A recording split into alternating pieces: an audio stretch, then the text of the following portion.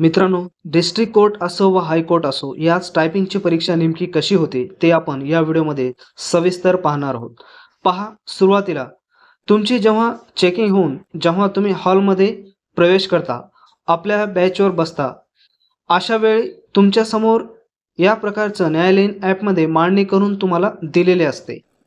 त्यावर तुम्हाला तुमचे नाव आणि रोल नंबर एंटर करायचा असतो व तुमचं कीबोर्ड चालू आहे की बंद आहे चेक करायचा असतो.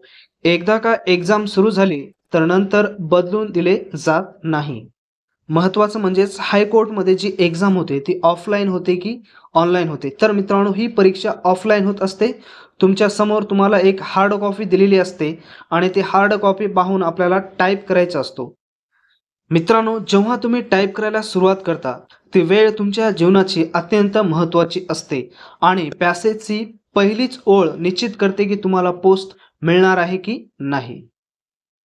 कारण आजूबाजूचं वातावरण आणि डिप्रेशनमुळे आपला ब्लड प्रेशर हा अत्यंत हाय होतो. मित्रांनो, अशा वेळी टायपिंगची सुरुवातीला 1 ते 2 ओळ हळूवार बोटावर व मनावर कंट्रोल होईपर्यंत स्पीड कमी ठेवावी लागते. तिसऱ्या ओळीपासून स्पीड वाढवत जा. तुमचा पॅसेज हा योग्य वेळेमध्ये कव्हर होतो. अन्यथा सुरुवातीलाच स्पीड जास्त ठेवली तर चुका ह्या अनेक होतात आणि बर्डन वाढते व जास्त चुका होण्याची संभावना असते. दुसरा महत्त्वाचा मुद्दा म्हणजे टायपिंग करत असताना हायकोर्टमध्ये बॅकपेजचा वापर करावा की नाही. तर मित्रांनो, हायकोर्टमध्ये अजिबात बॅकपेज हे अलाउड नसते आणि त्याचा वापर करायचाच नाही. कारण तुम्ही चुकून बॅकस्पेस यूज केला की तुम्ही परीक्षेतून काय तर सिलेक्शन यादीतून बाहेर पडता. कारण बॅकपेज म्हणजेच 0 गुण होय. हे सर्व पॅसेज टाइप करत असताना महत्त्वाची गोष्ट म्हणजेच पॅसेज हा किती ओळीचा असतो. 40चा पॅसेज असतो, त्या 40च्या पॅसेजमध्ये मिनिमम किती ओळी आपल्याला टाइप कराव्या लागतात.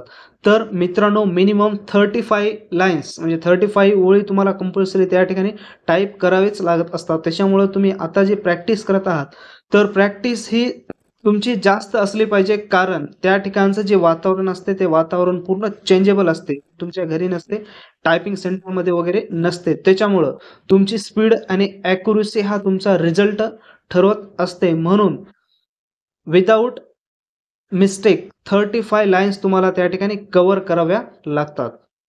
सेम मित्रांनो, याच पेपरच्या धर्तीवर आपण केवळ ₹50 मराठी चे 50 पॅसेज आणि इंग्लिश टायपिंगचे 50 पॅसेज आपण विद्यार्थ्यांना प्रोव्हाईड करत आहोत. ते जर तुम्हाला पॅसेज घ्यायचे असतील तर डिस्क्रिप्शन बॉक्समध्ये लिंक दिलेली आहे, त्या वेबसाईटला भेट द्या आणि वेबसाईटला तुम्ही पे केल्याच्या नंतर ऑटोमॅटिकली ते सर्व पॅसेज तुम्हाला त्या ठिकाणी डाउनलोड होतील. शेवटी ही जी डिस्ट्रिक्ट कोर्टाची एक्झाम होणारी आहे, ती अजून या ठिकाणी फिक्स झालेली नाही.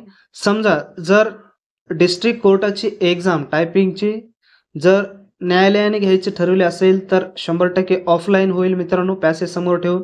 आणि जर TCS कंपनीने घ्यायचं ठरवलं तर ऑनलाईन होणार आहे.